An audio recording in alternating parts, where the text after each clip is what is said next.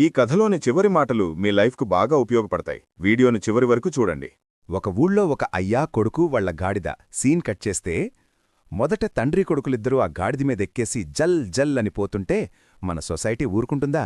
వెంటనే స్టార్ట్ చేశారు. అబ్బబ్బా, ఏం బలుపురా బాబు వీళ్లకి!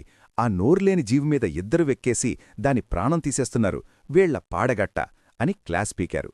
సరేలే అని తండ్రి గాడిదెక్కి కొడుకు నడుస్తుంటే మళ్లీ మొదలెట్టారు జనాలు. చీచీ, వీడసలు తండ్రేనా? పసిపిల్లోడ్ని రోడ్డు మీద నడిపిస్తున్నాడు, రాక్షసుళ్లా ఉన్నాడు అని కామెంట్స్ పాస్ చేశారు. ఓరి దేవుడా అని సీన్ రివర్స్ చేశారు. ఈసారి కొడుకు గాడిదెక్కి తండ్రి నడుస్తుంటే, కాలం మారిపోయింది బాబూ, కన్న తండ్రిని నడిపిస్తూ వీడు దర్జాగా మహారాజులా పోతున్నాడు, వీడికి మినిమం సంస్కారం లేదు అని ఏసుకున్నారు. అబ్బో, వీళ్లతోనే కాదురా సామి అని విసిగిపోయి ఇద్దరూ గాడిద దిగి దాని పక్కన సైలెంట్గా నడుచుకుంటూ పోతున్నారు. అది చూసి జనాలు పగలబడి నవ్వుతూ, వీళ్ళు ఎర్రోళ్ళా వెర్రోళ్ళా, ఖాళీగా గాడిద ఉన్నా దానిమీద ఎక్కకుండా కాళ్లనొప్పులు తెచ్చుకుంటున్నారు, ఎంత అమాయకుల్రా బాబూ అని జోకులు వేశారు.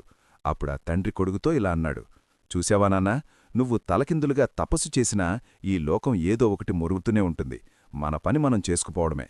సో ఎవడేమనుకుంటే మనకేంటి, లైట్ తీసుకో, మనకి నచ్చినట్లు మనం బ్రతికేద్దాం. మ్యాటర్ అర్థమైంది కదా బాస్? పక్కింటోడేమనుకుంటాడు, ఎదురింటోడేమనుకుంటాడు అని ఆలోచిస్తే అక్కడే ఆగిపోతాం.